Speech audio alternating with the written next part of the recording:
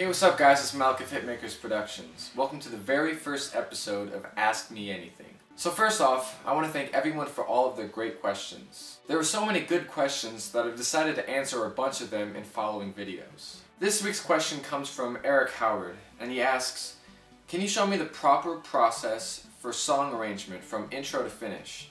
Like how many bars for verses, for chorus, bridge, and transitions? First off, there really isn't any proper process for how to arrange a song.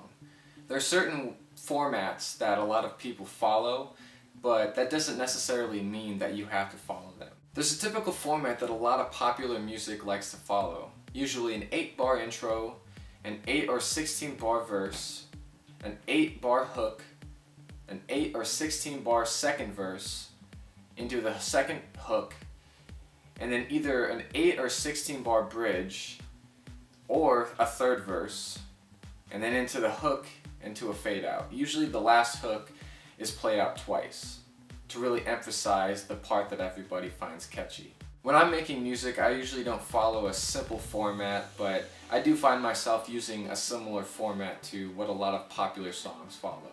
A rule of thumb that I like to use when I'm making a song is just to make sure that the first hook of the song is within the first minute mark. This is important to make sure that the song is moving along and that the listener is excited when the hook comes in. Sometimes songs drag on and you lose the listener before they can even listen to the hook. For a lot of pop music, instead of having an 8 or 16-bar verse, you also incorporate a pre-hook in there. The pre-hook a lot of the time changes the chord progression of the track, similar to what a bridge would do. So in that case, the format would be an 8-bar intro, an 8-bar verse, leading into an 8-bar pre-hook, or 4-bar, it kind of depends on the feel of the track you're going for. Then the pre-hook leads into the first hook, and the pre-hook pretty much acts like a build-up to the hook. It's a part of the track that is also repeated like the hook, and should stand out as a really catchy part, but not as catchy as the hook. The arrangement is a bit different in most hip-hop and rap music. A lot of the time you have an 8-bar intro, a 16-bar verse, an 8-bar hook, a 16-bar second verse, another hook, an optional third verse, and then a hook to fade out. But the one thing I want to emphasize is that there's no proper arrangement when you're making a song. A lot of the time when I'm working with an artist, the beat is arranged one way, and then when I get the artist in the studio and we're working on how to put the song together, the lyrics and the production just make it so I decide that we want to completely change the arrangement of the song entirely. All I'm saying is that don't follow a typical structure every time you're making a beat. I learn the best by example, so I want to show you guys an example of an arrangement for one of my songs that I recently released from my artist Tamia Janelle, and the song is called Tonight. So check it out. Okay, so I want to show you guys the arrangement for Tamia Janelle's song Tonight. I'm going to lower this because I want you to see the entire session. Alright, so here we go. So as I mentioned, I usually like to start off with an 8-bar intro, just to start the track off and lead into the first verse. So the first verse starts at 9, and it goes for 16 bars. Except at 17, it's more of a pre-hook rather than a verse. So technically the verse is actually only 8 bars and not 16. Because this is a pop song, it's pretty typical to have a pre-hook, as I had mentioned, and this is a great way to get the people excited for the hook. And the hook starts at 25. As you can see, these are the drums, and in terms of the arrangement, I like to drop out my drums a lot of the time right before the hook comes in. It's a great way to get the people to notice the differences between either the verse and the hook, or the pre-hook and the hook, whatever it may be. Dropping out drums is a great way of doing that.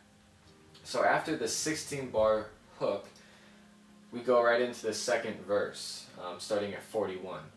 And 41, it's only an 8-bar verse, and then again an 8-bar pre-hook, just like the one here at 17 to 25. And again, as you can see, it's kind of similar to the arrangement for the first pre-hook.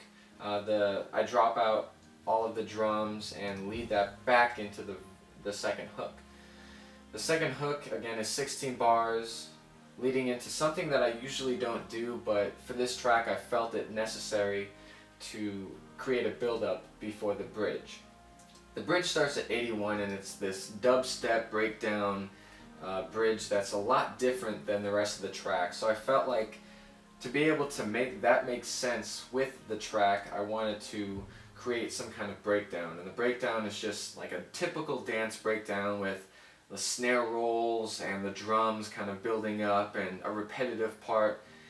So that goes for 8 bars, and that leads into the big 16-bar bridge, which is this, again, this big breakdown of just dubstep elements and kind of craziness, but to me it does a really great job of putting some great vocals to that part, and it really worked out well for the track. So after the bridge I put a final hook, and that was pretty much that for the arrangement. So a lot of the time the arrangement depends on what you're going for and exactly how you want the track to sound. It also is genre specific, so when you're making a hip hop beat, again remember 8-bar intro, 16-bar verse, 8-bar hook, 16-bar second verse. But if you're going for more of a pop track, you want to incorporate a pre-hook and sometimes a bridge. So I hope that helps in the future when you guys are arranging your tracks. If you have a question for me that you want answered in future videos, please comment in the section below asking your question. But yeah, that's pretty much it. Ask me anything.